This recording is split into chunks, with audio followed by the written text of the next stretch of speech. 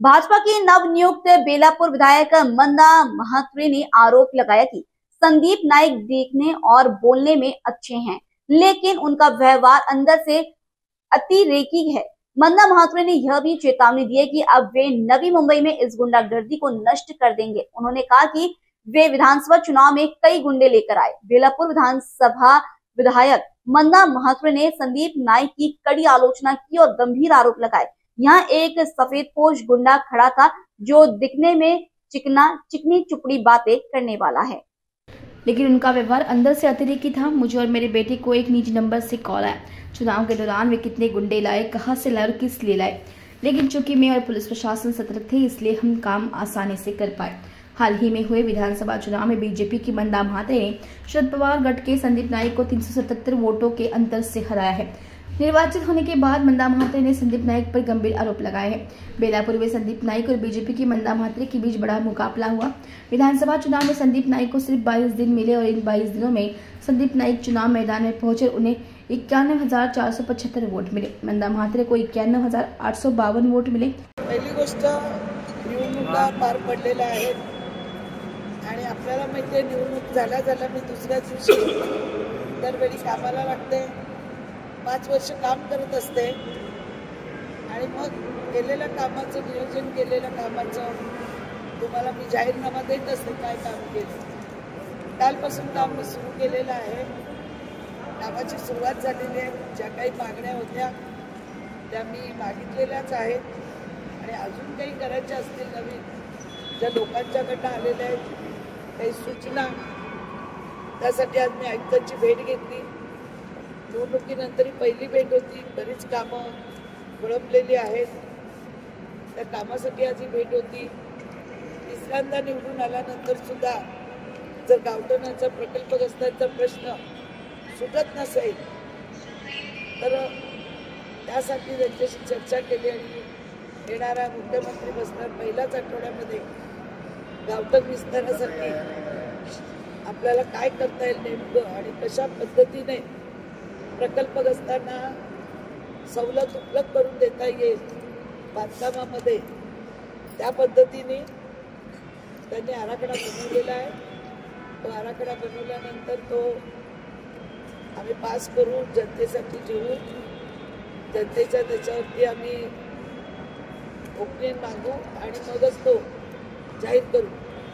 त्याला गावठणला प्रकल्पग्रस्तांना प्राधान्य देण्यात येईल। त्याचप्रमाणे डॉक्टर बाबासाहेब आंबेडकर भारतरत्न यांचा पुतळा या बेलापूर मतदारसंघात व्हावा अशी माझी इच्छा होती।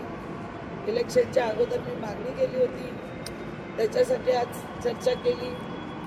प्रकल्पग्रस्तांची मुलं असतील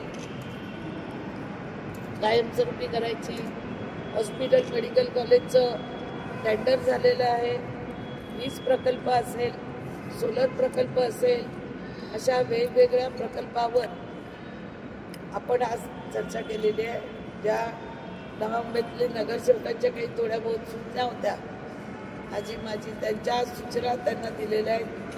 नवीन केंद्र असतील, गार्डन असतील, पाम बीचवर 50मध्ये एकही गार्डन नाही, एकही प्लॉट नाही, ते दीपक पवारांनी मागणी केली, अदिती कोणीने मागणी केली। या सगळ्यांनी आपापल्या मागण्या आज माझ्या नेतृत्वामध्ये इथे केलेल्या आहेत आणि मी त्यांना सांगितलं येणाऱ्या भविष्यामध्ये जी महानगरपालिकेची आता निवडणूक आहे तर सर्व लोकांची कामं झाली पाहिजे।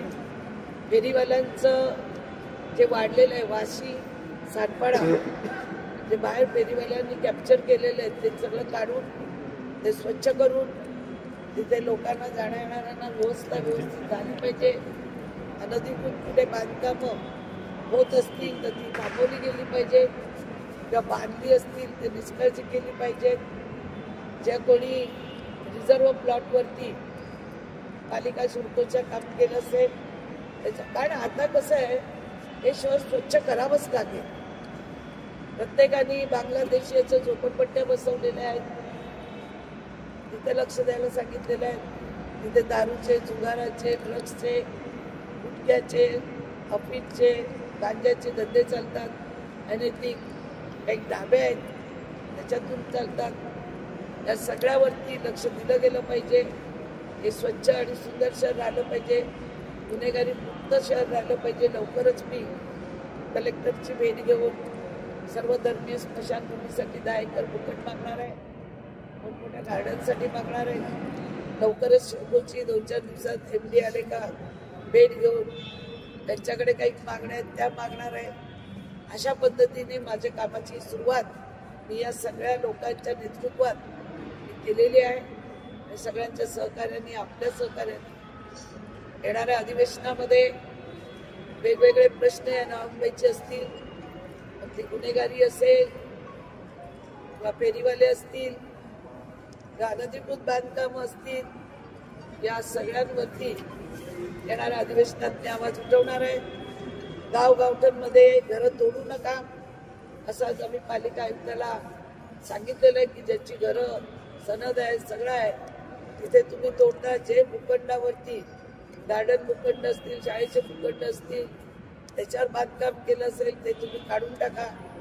पण जे गावामध्ये लोक स्वतःच्या घरावर घर आज बांधू शकत नाही, त्यासाठी पहिल्या प्रायोरिटीनी मुख्यमंत्र्यांकडे मिटिंग करून हा प्रश्न सोडवण्याचं काम आम्ही करणार आहे आणि लवकरच प्रकल्पग्रस्तांना आम्ही हा दिलासा देणार.